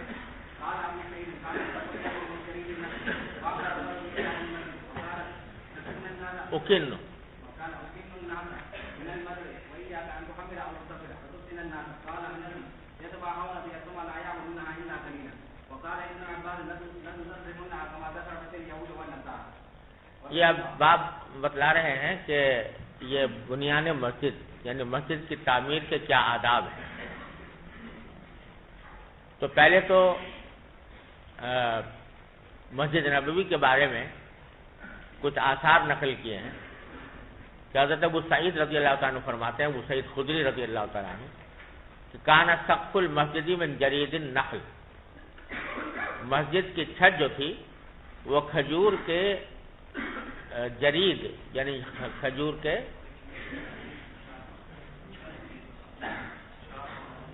شہتیروں سے بنی ہوئی تھی، یعنی پکی چھت نہیں تھی بلکہ کھجور کے شاخوں سے وہ چھت بنا دی گئی تھی۔ وَأَمَرَ عمر رضی اللہ بِبِنَاءِ الْمَسْجِدِ، اور حضرت عمر نے پھر باقاعدہ مسجد تعمیر کرنے کا حکم دیا، یعنی نبی کریم صلی اللہ علیہ وسلم کے عہد مبارک تک چھت جو ہے وہ پکی نہیں تھی۔ حضرت فاروق اعظم رضی اللہ عنہ کے جب زمانہ آیا تو انہوں نے جو ہے اس کو پکا بنایا۔ وقال اکن الناس من المطر، اور یہ فرمایا کہ میں جو بنا رہا ہوں اس میں میرا مقصد یہ ہے کہ میں لوگوں کو چھپاؤں بارش سے۔ اکنّا یکنّ اکنانا، اس کا معنی ہے چھپانا، ارے سمجھو؟ تو میں جو بنا رہا ہوں اس کا مقصد کیا ہے؟ بارش سے لوگوں کو چھپانا۔ یہ تو پکی بات ہے اور اس میں کوئی حرج نہیں ہے، میں ایسا ہی کر رہا ہوں۔ میں جو چھت کو پکا بنا رہا ہوں تو کس لیے بنا رہا ہوں؟ تاکہ لوگوں کو دھوپ بارش وغیرہ سے بچاؤں۔ وَإِيَّاكَ أَن تُحَمِّرَ أَوْ تُصَفِّرَ فَتَفْتِنَ النَّاسَ، اور بچو اس بات سے کہ تم سرخ رنگ کرو یا پیلا رنگ کرو جس کے نتیجے میں تم لوگوں کو فتنے میں ڈال دو۔ مطلب کہنے کا یہ ہے کہ اس کے اندر مسجد کے لیے مسجد میں اس طرح تعمیر کرنا، پکی تعمیر کرنا جس کے ذریعے لوگوں کو بارش سے، دھوپ سے، موسم کے اثرات سے بچایا جا سکے، یہ تو ٹھیک ہے، لیکن اس میں بلا ضرورت نقش و نگار زیادہ بنانا، اس کو فرما رہے ہیں کہ اس سے بچو۔ ایاک ان تحمر او تصفر فتفتن الناس، کہ کہیں تم ایسا نہ ہو کہ لوگوں کو فتنے میں ڈال دو، کیونکہ جب نقش و نگار بنیں گے مسجد میں اور آدمی نماز پڑھ رہا ہوگا تو اس کا ذہن جو ہے وہ نقش و نگار میں الجھنے کا اندیشہ ہے۔ پھر حضرت انس کا قول نقل کیا کہ تباہون بہا ثم لا یامرونہا الا قلیلا، حضرت انس فرماتے ہیں کہ لوگ ایک دوسرے پر مفاخرت تو کرتے ہیں مسجد بنانے کے سلسلے میں، تباہا یا تباہا تباہین، اس کے بارے ایک دوسرے سے کے اوپر فخر کرنا کہ میں نے ایسی مسجد بنائی، میں نے ایسی مسجد بنائی۔ یہ تباہون، ایک دوسرے سے کیا کرتے ہیں؟ فخر کرتے ہیں۔ ثم لا یامرونہا الا قلیلا، پھر اس کو آباد نہیں کرتے مگر بہت کم، یعنی دیکھنے میں تو بڑی عالیشان مسجد بنا دی، لیکن جو اس کا اصل کام ہے جس سے مسجد آباد ہوتی ہے، نماز ہے، ذکر اللہ ہے، عبادت ہے، یہ اس کو آباد نہیں کرتے۔ مسجد تو بنا لی شب بھر میں، ایمان کی حرارت والوں نے، من اپنا پرانا پاپی ہے برسوں میں نمازی بن نہ سکا۔ تو یہ بات حضرت انس فرما رہے ہیں کہ یہ لوگ جو ہے مفاخرت تو بہت کرتے ہیں، لیکن پھر اس کی جو آبادی کرنے کا کی فکر ہے وہ نہیں کرتے، بہت کم آباد کرتے ہیں۔ وقال ابن عباس رضی اللہ تعالیٰ عنہما، حضرت عبداللہ ابن عباس نے فرمایا کہ لَتُزَخْرِفُنَّهَا كَمَا زَخْرَفَتِ الْيَهُودُ وَالنَّصَارَى، کہ تم ضرور اس کو مسجدوں کو مزخرف کرو گے، یعنی مزین کرو گے، جیسے کہ یہود و نصارہ نے مزین کیا اپنی عبادت گاہوں کو۔ زخرف یزخرف زخرفتن اصل میں نکلا ہے زخرف سے، زخرف کے اصل معنی تو ہوتے ہیں سونے کے، سونا، اور زخرفہ کے معنی ہوتے ہیں کسی چیز کے اوپر سونا چڑھانا، اور چونکہ سونا چڑھایا جاتا ہے زیب و زینت کے لیے، لہذا مطلق زیب و زینت کے معنی میں بھی یہ لفظ استعمال ہونے لگا۔ تو حضرت عبداللہ ابن عباس فرما رہے ہیں کہ ایک وقت ایسا آئے گا کہ تم لوگ بھی خوب مزین کیا کرو گے مسجدوں کو، جیسے کہ یہود و نصارہ نے کی تھی اپنی عبادت گاہیں، لیکن جو روح ہے وہ نکل جائے گی اس میں سے، اللہ تعالیٰ حفاظت فرمائے، یہ بتلانا چاہتا ہوں۔ ارے سمجھ گیا؟ اس میں اب کلام ہوا ہے فقہاء کرام کا کہ مسجدوں کے اندر نقش و نگار بنانے کی کیا حیثیت ہے۔ یہ ساری جو روایت آپ نے دیکھی، آثار دیکھے، تو اس میں سب حضرات صحابہ نے اس کے اوپر نکیر فرمائی۔ تو ایک بات پر تو سب کا اتفاق ہے، وہ یہ کہ ایسے نقش و نگار بنانا مسجد کے اندر کہ جس سے ذہن جو ہے وہ نماز سے ہٹ کر نقش و نگار میں الجھ جائے، یہ تو مکروہ ہے سب کے نزدیک۔ سمجھ گیا بھائیو؟ وہ ٹھیک نہیں۔ لیکن سوال یہ ہے کہ آیا مسجد کو پختہ بنانا اور اس کے اوپر رنگ کرنا، جیسے کہ یہ اس میں آیا نا یا کن تخمر او تصفر، اس سے یہ لگ رہا ہے کہ بس بھائی بنا پکی تو چائے بنا دو لیکن رنگ نہ کرو، بغیر پلاسٹر کے چھوڑ دو، بغیر اس کے رنگ کے چھوڑ دو۔ تو علماء کرام نے فرمایا کہ مقصود یہ نہیں ہے، بلکہ سرخ یا سبز یہ پیلا کرنے سے جو منع کیا ہے اس سے مراد ایسی سرخی ایسا پیلا پر ہے جس میں نقش و نگار بھی ہے اور وہ انسان کو کہ خشوع کو فوت کرنے والے ہیں۔ لیکن مطلق اگر رنگ کیا جائے تو مذائقہ نہیں، سمجھے نا۔ اور مسجد کی بعد میں علماء کرام نے فرمایا کہ مسجد کو کی تعمیر کا معیار اگر اس طرح کا رکھا جائے جس طرح کا محلہ ہے، سمجھے نا، جس معیار پر لوگوں نے اپنے مکان بنائے ہوئے ہیں اسی معیار پر مسجد بھی بنائے تو اس میں کوئی مذائقہ نہیں ہے، بلکہ اچھا ہے۔ یعنی یہ بات پسندیدہ نہیں ہے کہ مکانات تو بنا رکھے ہیں لوگوں نے عالیشان، بنگلے اور کوٹھیاں اور محلات، اور مسجد میں چھپر ڈال دیا، سمجھے؟ یہ مسجد کے وقار کے خلاف۔ لہذا جیسے مکانات ہوں ویسی ہی مسجد کو بنائے، بلکہ مسجد کو کچھ بہتر بنانے کی کوشش کرنی چاہیے کہ اپنے گھروں سے بھی بہتر ہو۔ تو لیکن اس کی بہتر کرنے کا مطلب یہ نہیں ہے کہ اس کے اندر ایسے نقش و نگار کیے جائیں، ایسی گلکاریاں کی جائیں، ایسی میناکاریاں کی جائیں کہ اس کے نتیجے میں ذہن جو ہے وہ پڑھنے والے کا اس کی طرف لگے۔ یہ ہے مراد۔ چلیے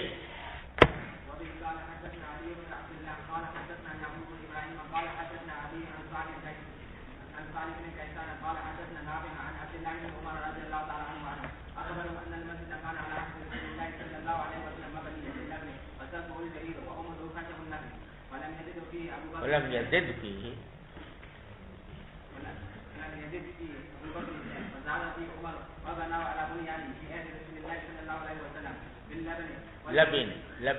لبن والجبين وأعاد عمر والخشب ثم غيره عثمان فزاد فيه زيادة كثيرة وبنى جداره بالحجارة المنقوشة والسسة وجعل عمره بالحجارة المنقوشة وسسه بالثالث۔ حضرت عبداللہ بن عمر رضی اللہ تعالیٰ عنہ فرماتے ہیں کہ مسجد جو تھی نبی کریم صلی اللہ علیہ وسلم کے عہد مبارک میں وہ اینٹوں کی بنی ہوئی تھی۔ لبن کے معنی اینٹ، وسقفہ الجرید، اور چھت جو تھی وہ جرید کی تھی، وعمودہ خشب النخل، اور ستون جو تھے وہ کھجور کے تنوں کے تھے۔ فلم یزد فیہ ابو بکر رضی اللہ عنہ شیئا، حضرت ابو بکر نے اس میں کوئی اضافہ نہیں کیا۔ وزاد فیہ عمر، حضرت عمر نے اضافہ کیا۔ وبناہ علی بنیانہ فی عہد رسول اللہ صلی اللہ علیہ وسلم، اور حضور اقدس صلی اللہ علیہ وسلم کے زمانے میں جو تعمیر تھی اسی تعمیر پر جو ہے بنایا حضرت رسول کریم صلی اللہ علیہ وسلم جو تھی جو لبن اور جرید سے، وَأَعَادَ عُمُودَهُ خَشَبًا، اور اس کے جو ستون اب پرانے ہو گئے تھے تو ان کو ہٹا کر نئی لکڑیاں لگا دی ستونوں کی۔ ثم غیرہ عثمان، پھر تو عثمان نے آگے جا کر پھر اس میں تغییر پیدا کی۔ فزاد فیہ زیادۃ کثیرہ، مسجد کے اندر کافی اضافہ کیا۔ وبنا جدارہ بالحجارۃ منقوشہ، اپنی جو دیوار تھی اس مسجد کی وہ منقش پتھروں کی بنائی۔ یہاں منقش پتھروں سے مراد یہ ہے کہ معمولی خوبصورت پتھر لگا دیے، یعنی کہ بہت زیادہ مینا کاری اس کے اندر ہو اس طرح۔ والقصہ، اور چونے سے دیوار بنائی، قصہ کہتے ہیں چونے کو، وجعل عمودہ من حجارۃ منقوشہ، اور ستون بھی جو ہیں وہ پتھروں کے بنا دیے۔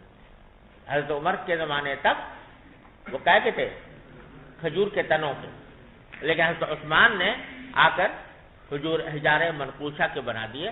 وسقفہ بالساج، اور چھت جو بنائی وہ ساگوان کی بنائی۔ ساگوان اعلیٰ ترین لکڑی ہوتی ہے، تو اس کی لکڑی کی چھت بنائی جرید کے بجائے۔ تو اسی سے یہ بات معلوم ہے، سب یہ کام صحابہ کرام کے عہد مبارک میں ہوئے، اسی سے وہ نتیجہ نکالا ہے جو میں نے ابھی آپ کے سامنے عرض کیا کہ صحابہ کرام نے اس کو کوئی برا نہیں سمجھا حضرت عثمان کے اس عمل کو۔ تو مطلب یہ کہ جس معیار کے ہمارے گھر ہیں کم از کم اس معیار کی ہماری مسجد تو ہو، اور اس سے اگر اچھی نہ ہو تو کم از کم اس معیار کی تو ہو۔ تو اس واسطے عثمان نے یہ عمل کیا اور صحابہ کرام کی موجودگی میں کیا، کسی نے اس پر اعتراض نہیں کیا۔ وصلی اللہ تعالی علیہ